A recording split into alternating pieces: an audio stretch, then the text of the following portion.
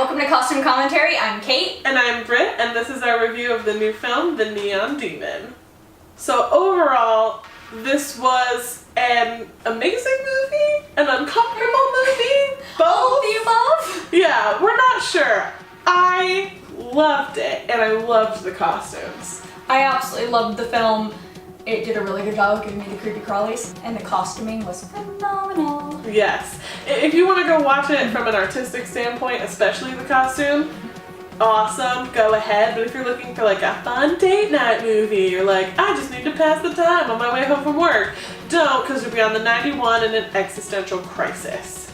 They did a really great job of portraying what high fashion is right now in the world we live in. They also had some amazing resources in the form of their cast. For example, Abby Lee, who plays Sarah in the film, really is a model in real life, and there was a lot of times they would go to her and say like, would models really be waiting around for casting calls in their underwear? And she'd be like, yeah. So it's also really accurate culturally.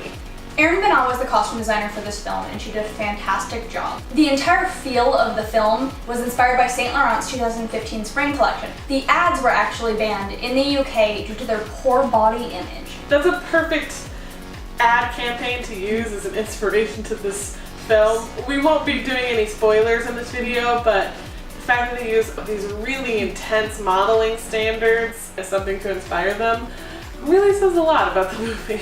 My favorite fun fact about the costuming and the overall art direction of the film is the director, his first name is Niclas, and the last part I'm not even going to try to pronounce at the risk of offending him, is colorblind. He likes things that have a lot of contrast, and that's definitely a theme throughout the movie. It makes everything a little bit uncomfortable but also beautiful, which should be the real tagline of this movie, like beautiful but also really uncomfortable. Watching it the whole time was like, oh my god, which I feel like is what he was going for, so yes. It worked. He did a really great job.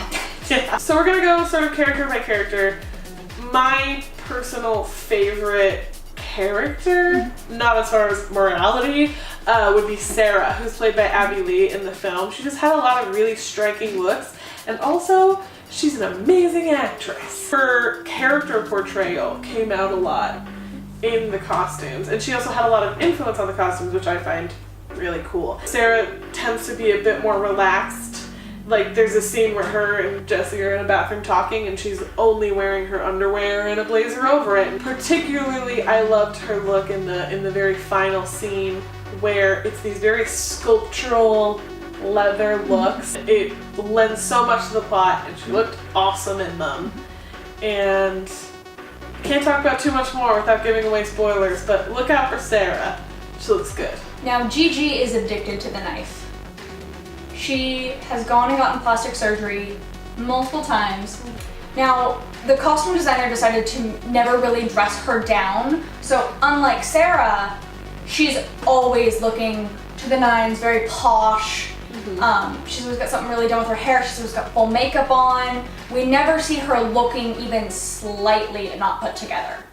And that really adds to her constant striving for perfection in the way that she looks and the way that she has others perceive her. The really interesting thing about those costumes is none of them were remarkable to me. They were fine. In the film, the designer that they do a runway show for says like, your beauty is manufactured, and he tells this boy like, look, like, do you think she's beautiful? And he says, she's fine. Like, she's pretty, but she's fine. And so these things that are like perfect, you're like, okay, sure.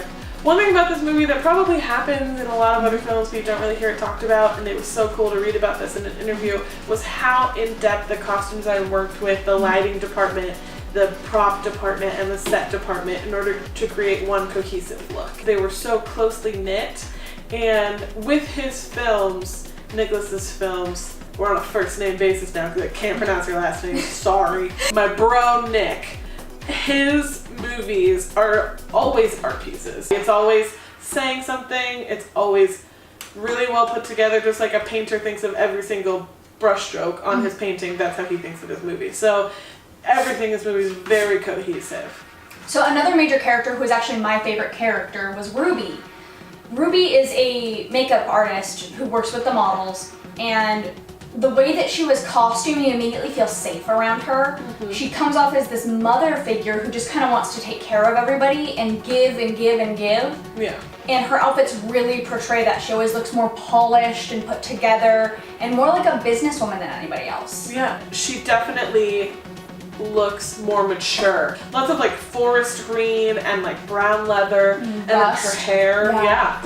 And all of that just sort of makes you go like, if Ruby's on screen, nothing bad's gonna happen right now. Yeah, she's warm and inviting and you just want to hug her. Also fantastic acting on Jenna Malone's part. Yeah, can we make up like our own little statuette and give her one? And last but not least, the main character of the movie, who we're going to talk about her development in a vague term because we definitely want to talk about it all the way to the end with no spoilers. I got the vibe throughout most of the movie that she was a virgin sacrifice because she's always in these really light color palettes. She's always very loose and flowy and just looks like this sweet innocent kid that is ready to be tied up and fed to the wolves. Someone makes a comment that she looks like a deer in headlights, and she absolutely does. And every costuming and makeup and hair choice lends to that until a certain point where there's a bit of a shift. And one of the things that led to the uncomfortable vibe was the leather pants. Yes, the leather pants are one of my least favorite looks throughout the film because I personally don't like leather pants. They never look right. They're always bunching up in weird places. It's so starkly different from everything else that she's worn because A, it's a dark color, B,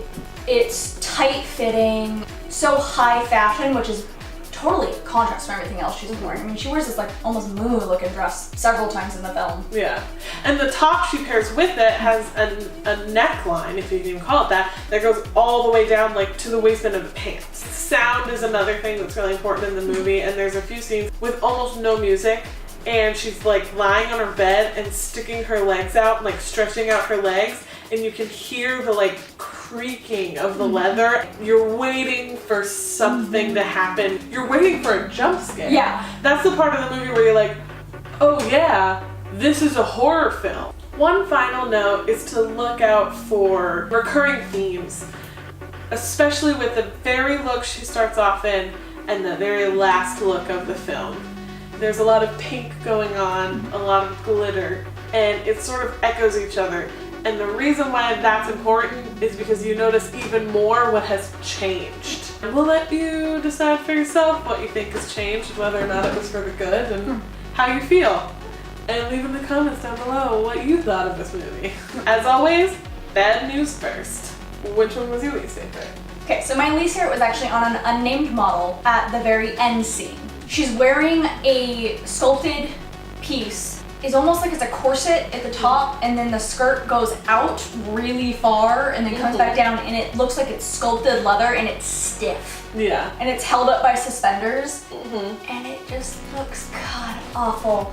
And that was one thing I always hated when I was in fashion design school, like was the super sculpted, like hip look? Yeah, I never liked that. And I just feel like most of the other looks in the film, even those other sculpted looks that are in that scene, are at least semi-wearable, but that piece is not. One of my least favorite looks, it doesn't really have anything to do with whether or not it affected character development or plot, I just don't like it, is this purple dress she wears that almost looks more nightgown-ish, but she ends up wearing it out on a date. And I just wasn't a fan of the color on her. She had no makeup on and she looked super washed out. It looked not super well made and everything was sort of droopy and I just didn't like it. But in better news, favorite outfit time. What was your favorite outfit? My favorite outfit was the outfit that she wears to a runway show when she gets picked for a prestigious part in the runway show. Yeah. It's this gorgeous black jewel encrusted gown. It's very fitted on top and it's high necked, and then it goes out in these layers of black tulle. It looks very high fashion, but not ridiculous. And the way the lighting is during the fashion show, it just catches all the lights and it makes her look like this ethereal being. The choices that they made with her hair and her makeup were really great with that dress. My favorite is from the very next scene when she goes to the restaurant after the runway show, and it's the leather pants and the gold sequin top. And it's not even my favorite because I like it. It's my favorite because of what it does for her character. It's so different from anything she's worn for the rest of the film, and she looks almost scary. Up until then, every time she's in a parking lot at night, you're like, oh, little girl, like, get out of there. It's not safe in Pasadena at night. And this time I'm like, is there anyone around? Because maybe they should get away from you. Overall, we loved it, but we will say, as a cautionary tale, if you're sensitive to almost anything, don't go watch this movie. If you're epileptic, please don't go see this film. Do Huge not. epileptic warning. Yes. Huge. If you're planning on watching this movie and you have epilepsy, do not watch this movie. You will die. There's like a 2 or 3 minute scene where it's just the whole time. It's really bad. So stay safe, everybody. But really, this is a phenomenal movie. And even if you wait until it comes out on DVD and you rent it at Redbox, please see this movie. It is phenomenal. It is an art piece, and it really leaves you with a lot of questions, but it's a beautiful movie. If you like this video, give it a like, and please make sure to comment down below if there's anything that you thought about the film and what you would like to see us review next. This coming Wednesday is going to be the second part of our Dragon Age review, so make sure to click subscribe if you want to be notified about that as soon as it comes out. Yay! Thanks for watching! Alright, now Cullen actually has a lot more practical armor. He does not wear the stupid skirt. Yay! And he doesn't have the ridiculous shoulders. He does have a little more than average shoulder armor, but it's not ridiculous.